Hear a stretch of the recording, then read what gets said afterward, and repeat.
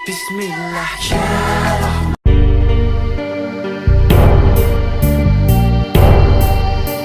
Assalamualaikum warahmatullahi wabarakatuh. Bismillah walhamdulillah wassalatu wassalamu ala rasulillah Muhammad ibn Abdillah wa ala alihi wa ashabihi wa mawalah wa la hawla wa la quwata illa billah amma ba'd.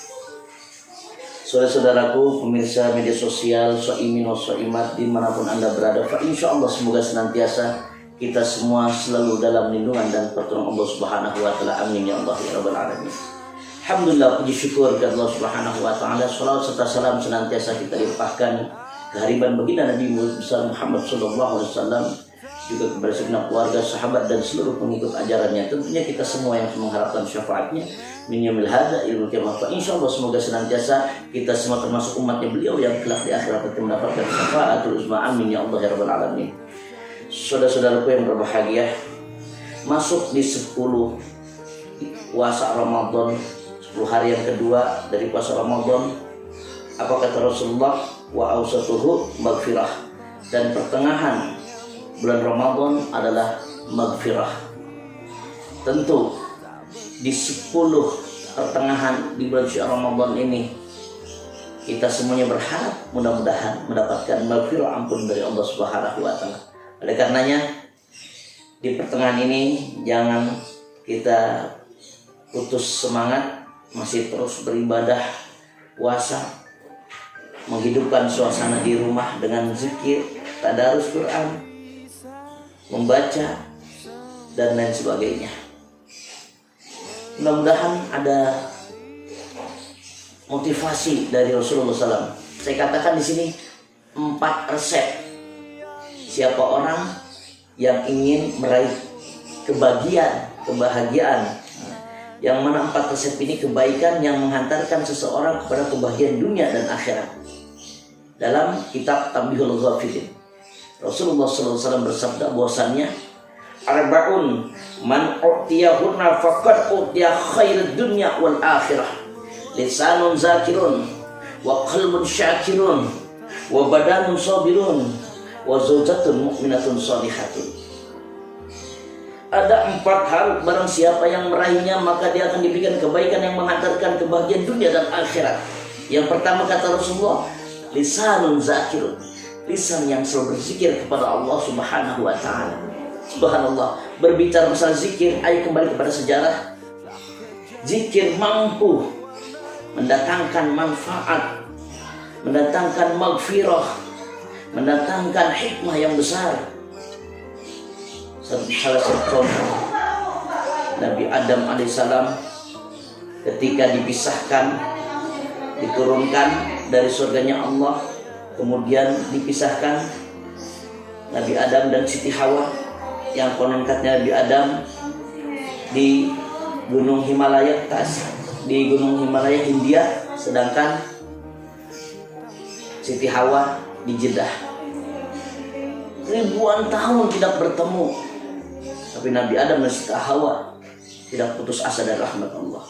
Lisannya selalu berzikir dengan zikirnya, Rabbana ya Rabbana zalamna anfusana wa illam taghfir lana wa tarhamna lanakunanna minal khasirin. Rabbana zalamna anfusana, ya Allah ya Tuhan kami, sungguh kami telah menganiaya diri kami. Wa illam taghfir lana, jika Engkau ya Allah tidak mengampuni dosa dan kesalahan kami, lanakunanna minal khasirin, sungguh kami termasuk orang-orang merugi. Sebuah pengakuan dari Nabi Adam dan Siti Hawa kepada Allah Subhanahu wa taala yang sudah melakukan kesalahan. Selalu zikir lisannya, setiap langkahnya menuju entah kemana. Hikmahnya apa? Akhirnya Allah pertemukan Nabi Adam dan Siti Hawa di Gunung Jabal Rahmah. Di situ ada tugu yang menandakan tugu tersebut adalah tugu rahmah, kasih sayang Allah yang mempertemukan antara Adam dan Hawa. Subhanallah, dengan zikirnya. Mana lagi contohnya? Kita lihat Nabi Allah Ibrahim alaihissalam ketika dibakar di tengah-tengah kobaran api, hendak dilalap si jago merah. Apa yang terjadi? Nabi Ibrahim alaihissalam berzikir kepada dengan lisannya yang selalu basah. Hasbi Allah wa ni'mal wakil, ni'mal maula wa ni'mal nasir. Hasbi Allah wa ni'mal wakil, ni'mal maula wa ni'mal nasir. Cukuplah Allah sebaik-baik penolong, sebaik-baik pelindung. Ketika Nabi Allah Ibrahim berzikir dengan lisannya selalu basah, Hasbi Allah wa ni'mal wakil, ni'mal maula ni'mal nasir.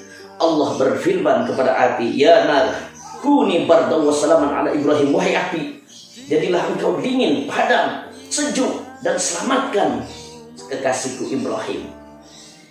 Keselamatan terlimpahkan kepada Nabi Allah Ibrahim dengan sababiyah tentunya lisan yang selalu berzikir kepada Allah Subhanahu wa Ta'ala. Kita lihat Nabi Yunus alaihissalam berada di kegelapan, bukan di kegelapan malam, tapi di kegelapan dalam perut ikan. Apa yang dirasakan oleh Nabi Yunus? Luar biasa, di dalam perut ikan, sumpah, gelap. Tapi Nabi Yunus tidak putus asa dari rahmat Allah, berzikir kepada Allah, la ilaha illa anta subhanaka inni kuntu minaz zalimin. Tidak ada Tuhan selain Engkau ya Allah. Subhanaka, maha suci Engkau ya Allah. Inni kuntu minaz zalimin, sungguhnya aku termasuk orang-orang yang zalim. Apa yang terjadi ketika Nabi Yunus selalu melanturkan zikirnya pada Allah Subhanahu wa Ta'ala, sebuah pengakuan atas dosa dan kesalahannya. Singkat cerita, Nabi Yunus terselamatkan dengan sababnya zikirnya. Allah menyelamatkan Nabi Yunus alaihissalam dari kegelapan dalam perut ikan, dimuntahkan oleh ikan di pinggir tepi pantai laut. Kemudian Nabi Yunus menghirup udara segar. Allah selamatkan Nabi Yunus alaihissalam. Kalau ingin dicoba amalan Nabi Yunus, silahkan ya. Kalau ingin bukti, kalau nggak percaya, silakan datang ke Pulau Seribu. Di situ ada pergerakan ikan hiu. Ya. Tinggal nyebur, perbanyak doa Nabi Yunus, la ilaha illa subhanaka inni kuntu minaz zalimin. Insya Allah ikan hiunya akan baca doa, Allahumma barik lana fima razaqtana wa qina adzabannar. Habis. Itu namanya bunuh diri. Ini ada yang mengaku hebat, sombong. Wah, gua kebal, gua kuat, tahan bakar. Wah, gua punya amal Nabi Ibrahim, masuk ke kobaran api. Dia baca hasbiyallahu wa ni'mal wakil, ni'mal maula ni'mal nasir. Hasbiyallahu wa ni'mal wakil, ni'mal maula ni'mal nasir. Yang terjadi apa? Ternyata gosong. Itulah artinya apa? Setiap amalan, ucapan, zikir kepada Allah yang kita ucapkan, yang kita lantunkan, satu hanya mengharap ridha Allah, bukan mengharap ridha makhluk. Dan tidak ada terselip pun ingin dipuji dengan zikirnya tersebut. Hanya mengakui pengakuan dosa dan kesalahannya. Banyak sekali zikir. Ayo, saya mengajak zikir yang tergabung dalam Raja Tasbih. Ini luar biasa sekali manfaatnya. Subhanallah walhamdulillah wa la ilaha illallah wallahu akbar wa la hawla wa la quwwata illa billahil aliyyil azim. Minimal kita berzikir setiap hari kepada Allah Subhanahu wa Ta'ala, mengharap ridha Allah atas segala dosa dan kesalahan yang kita lakukan. Baik, ini zikir. Yang kedua, siapa orang yang ingin meraih kebaikan yang menghantarkan kebahagiaan dunia dan akhirat, maka yang kedua adalah wa qalbun syakir, hati yang semua syukur kepada Allah Subhanahu wa Ta'ala. Berbicara syukur, shin kafro, ada 3 huruf. Shinnya syahidun ni'am, sadar dan menyadari bahwa semua kenikmatan hanya milik Allah. Orang yang bersyukur hidupnya nggak pernah sombong. Orang yang bersyukur maka dia mengakui apa yang dia miliki hakikatnya adalah milik Allah. Dia hanya sebatas milikul manfaat, mengambil manfaat apa yang telah Allah berikan kepadanya. Syukur. La in syakartum la azidanakum wa la in kafartum inna 'adzabi lasyadid. Barang siapa yang bersyukur, Allah tambahkan Allah tambahkan kesehatannya, Allah tambahkan rezekinya, Allah tambahkan kebaikan-kebaikannya dan lain sebagainya jika bersyukur. Bahkan diingatkan oleh Rasulullah SAW, man la yaskuril qalil la yaskuril kasir. Barang siapa yang tidak pandai mensyukur nikmat yang kecil, maka ia tidak mampu mensyukur nikmat yang besar. Artinya apa? Kalau dia diberikan kenikmatan oleh Allah yang kecil, nikmat yang terkecil, dia nggak pandai bersyukur, bagaimana Allah ingin memberikan nikmat yang besar dikasih yang kecil tidak bersyukur? Oh, ada yang dikasih nikmat yang besar menurut pandangan manusia logika. Jika ada dikasih nikmat yang besar berupa harta berlimpah, sedangkan dia jauh dari Allah, dengan sabab dia kaya, kemampuan, dia punya uang dan harta yang menyebabkan dia jauh dari Allah, maka itu bukan nikmat tapi azab baginya. Sebaliknya, orang yang diberikan kekayaan, kemampuan, semakin dekat dirinya dengan Allah, maka itu adalah nikmat patut disyukuri. Kemudian Rasulullah SAW pun bersabda, man la yaskurillah, man la yaskurinnas la yaskurillah. Barang siapa yang tidak pandai mensyukuri, berterima kasih kepada manusia, maka dia tidak akan pandai mensyukuri nikmat Allah. Artinya apa? Hablum minanas kita jaga. Jika ada orang yang memberikan sembako, kita ucapkan terima kasih. Gak usah banyak komen dan komplain.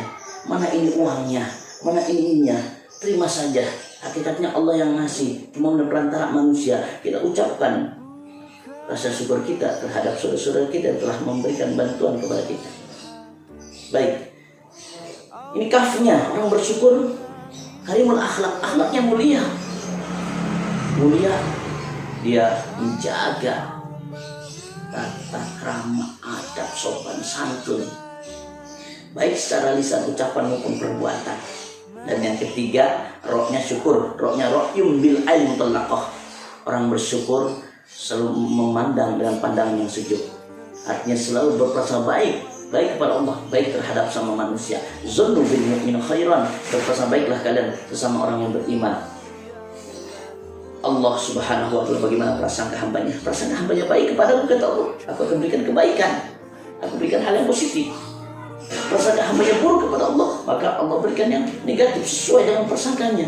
Baik, mudah-mudahan ada satu kisah yang singkat, semoga bisa menginspirasi perjalanan hidup kita mengenai syukur. Ketika ada seorang petani semangka, dia setelah maju capek, dia istirahat di bawah pohon beringin yang besar, berteduh enak ya Allah sambil menikmati angin yang bertiup kencang. Dan dia terseliplah di pikirannya, dia berkata bahwasanya Allah ini tidak adil. Kenapa Allah ciptakan pohon semangka yang pohonnya kecil, buahnya besar, dan Allah ciptakan pohon beringin yang pohonnya besar, buahnya kecil. Gak lama ngomong seperti itu, langsung buah beringin jatuh tepat di mukanya. Ketika jatuh tepat di mukanya, astagfirullah, ya Allah maafkan. Tidak ada bermanfaat, semuanya bermanfaat apa yang engkau ciptakan, termasuk buah beringin. Andaikan buah beringin kau ciptakan ya Allah sebesar buah semangka, habis muka saya ya Allah. Subhanallah. Maka jangan pernah bersangka buruk kepada Allah. Apapun yang Allah berikan kepada kita, baik atau miskin, kaya, susah, senang, ujian, COVID-19, semuanya hakikat kita kembalikan kepada Allah. Ada hikmah yang besar kita renungkan bersama. Yang ketiga, siapa ingin orang meraih kebahagiaan dunia dan akhirat, maka wabadanun sabirun, jiwa yang selalu sabar. Insya Allah sabar setiap saat. Sabar tidak ada batasnya. Bukan kesabaran saya ada batasnya, itu manusia memang karena didorong dengan hawa nafsu. Tapi Allah janjikan, innama yuwaffas sabiruna ajrahum bighairi hisab. Allah memberikan pahala bagi orang-orang sabar tanpa ada hitungan. Subhanallah. Dan yang terakhir, yang keempat adalah siapa orang yang ingin meraih kebaikan yang menghantarkan kebahagiaan dunia dan akhirat, wa zaujatun mu'minatun sholihatun, memiliki istri yang beriman yang solehah. Siapa istri yang beriman yang solehah? Digambarkan oleh Rasulullah SAW, khairun nisa idza nazarta ilaihi sarraka Wa idza amartaha ata'aka wa idza jibta anha hafizatka fi malika wa anfusiha. Sebaik-baiknya wanita yang dikatakan wanita yang baik, yang salihah adalah ketika sang suami memandang sang istri bisa menyejukkan hati sang suami. Maka oleh karena itu wahai para wanita, kaum hawa, rajin-rajin bersolek, berdandan untuk suami. Bukan hanya di luar, terutama di rumah berdandan untuk suami. Bukan hanya ketika arisan dia cakep, bahina montok kebe, luar biasa. Bedaknya 7 lapis legit, merah delima dipakai. Ya Allah, semprot kanan semprot kiri, wangi luar biasa, pakainya indah dipandang mata. Giliran tidur sama suami, naudzubillah, daster udah 7 hari belum dicuci-cuci, baunya kecut lagi. Mending pakai minyak wangi semprot kanan semprot kiri, mau tidur sama suami. Ini pakainya minyak wangi 3 in 1. Tahu 3 in 1 itu apa? 3 in 1, dari kepala sampai dada. Makanya minyak kayu putih caplak, minyak kayu caplak dari dada sampai ke paha. Makanya balsam dari paha sampai ke telapak kaki, GPU. Jangankan suami, nyamuk nempel modal. Ya Allah, ini masalah hal yang sepele. Kalau ingin menjadi wanita soleha, maka sambut, berhiasi diri semata-mata untuk suami, membahagiakan hati sang suami. Baik yang suami ingin melihat istri cantik, modalin. Ini kepengen suami melihat kalau pulang kerja istrinya cakep, cantik, berhias, berdandan. Ya nggak dimodalin. Akhirnya apa yang terjadi? Ya boro-boro menghias dirinya. Pakaian aja yang dipakai udah sempit, udah robek. Bedaknya boro-boro yang mahal, yang dari dulu sampai sekarang harganya segitu-gitu aja. Bedak apa coba? Ya kejawab pipa. Lengket. Ya Allah, alhamdulillah. Baik, ketika sang suami memerintahkan kepada sang istri, maka sang istri wajib tunduk kepada sang suami atas perintah suami, selagi perintah itu tidak melanggar aturan Allah dan Rasulnya. Dan ketika sang suami tidak berada di rumah, sang istri bisa menjaga kehormatan dirinya, kehormatan suaminya, dan menjaga hartanya. Insya Allah ini termasuk wanita yang dikategorikan oleh Rasulullah khairun nisa, sebaik-baik wanita. Mudah-mudahan senantiasa saudari-saudariku, para wanita, para ibu rumah tangga dimanapun Anda berada, menjadi wanita yang soleha, yang membahagiakan suaminya, yang membahagiakan anak-anaknya. Subhanallah. Inilah 4 kebaikan yang menghantarkan kebahagiaan dunia dan kebahagiaan di akhirat kelak. Yang pertama, lisan yang selalu berzikir kepada Allah. Yang kedua, hati yang selalu bersyukur kepada Allah. Yang ketiga, jiwa yang selalu sabar dan tegar. Yang keempat, istri yang beriman, yang soleh. Mudah-mudahan ini menjadi motivasi untuk kita terus melaksanakan ibadah, amalan-amalan khusus di bulan suci Ramadan ini. Walau di saat musibah virus COVID-19, insya Allah Allah memberikan keberkahannya untuk kita semuanya, dan Allah mencurahkan maghfirah, ampunan untuk kita semuanya. Terima kasih, sampai jumpa kembali di waktu yang sama, di episode tentunya yang berbeda. Jangan lupa klik di sini Gus Zen Channel. Terima kasih. Subhanakallahumma bihamdika asyhadu an la ilaha illa anta astaghfiruka wa atubu ilaik. Akhir kalam, hadanallahu wa iyyakum ajma'in. Nasrun minallah wa fathun qarib. Wallahu muwaffiq ila aqwamit thariq. Assalamualaikum warahmatullahi wabarakatuh.